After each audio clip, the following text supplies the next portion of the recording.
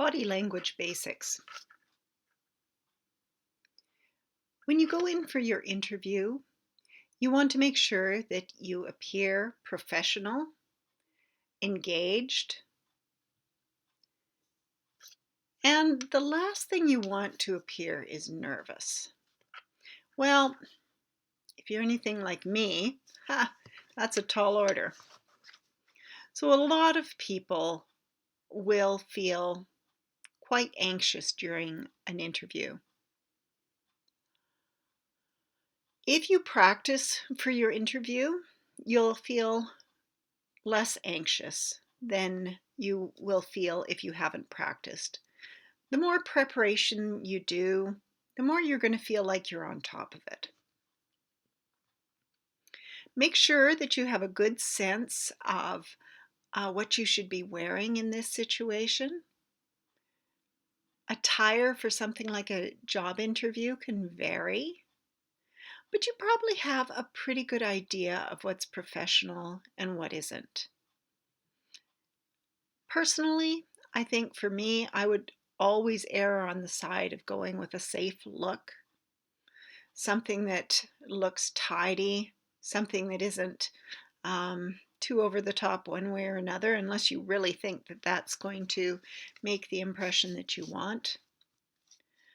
But of course, this can vary. If you are applying for a creative role or a role where the uh, the intention is that you are going to not be a conformist, then maybe professional has a different meaning. So do your research, get a sense of what's expected within a particular company.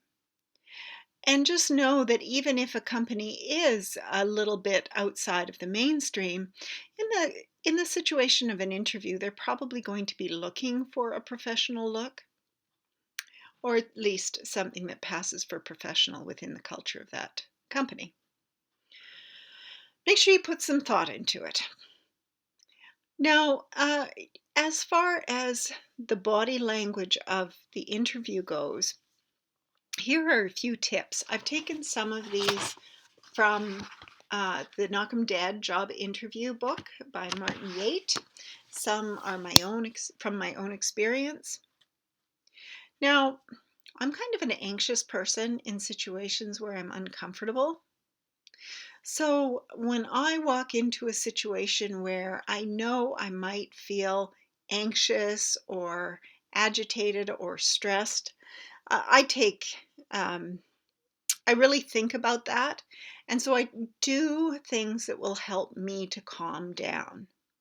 I don't want to do anything fast. If I do anything fast, my body language can get away from me. I tend to become clumsy, and I would be probably the sort of person that would trip on the carpet and fall into a table or something in the interview room. That would be something that I would do. Um, it hasn't happened to me yet, but I can imagine it quite vividly. So walk slowly and stand tall. This will not only portray a sense of confidence, but if you are standing tall, you will feel more confident. If you're slouching, you will not only appear unconfident, you will also feel less confident. Smile, make eye contact, and respond warmly to your interviewer's greeting.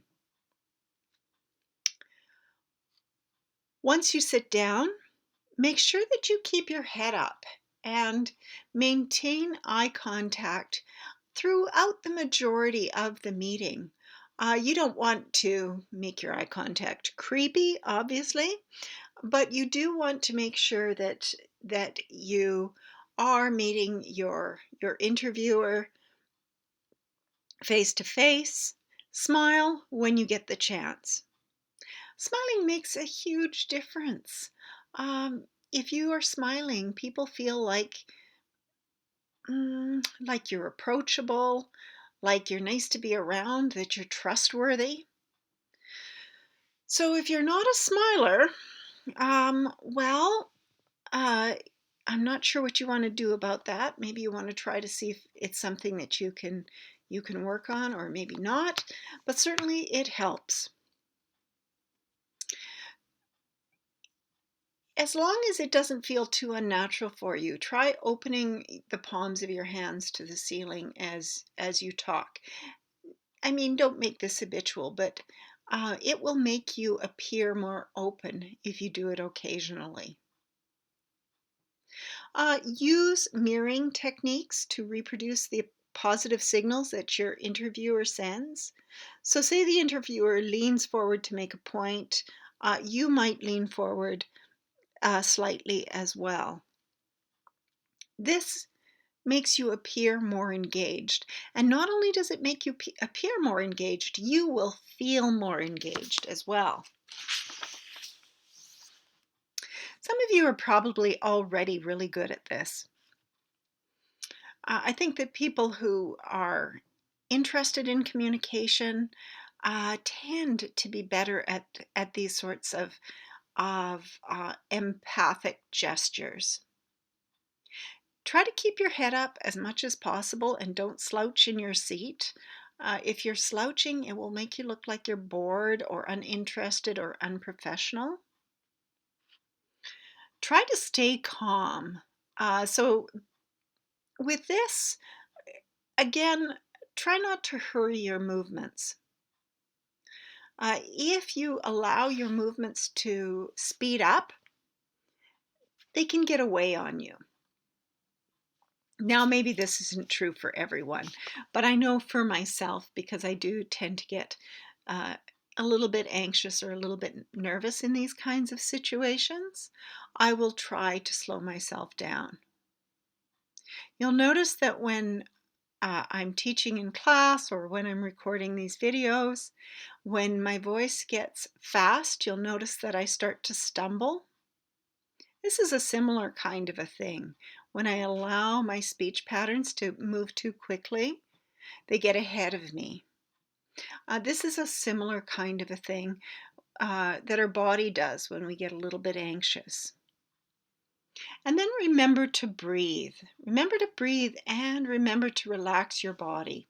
When you're sitting in the chair, take a deep breath into the belly and then relax the belly. A deep belly breath and relax your body. Relax your shoulders intentionally.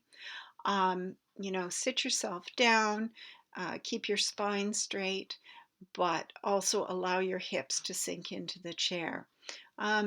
These kinds of behaviors will help your entire body relax.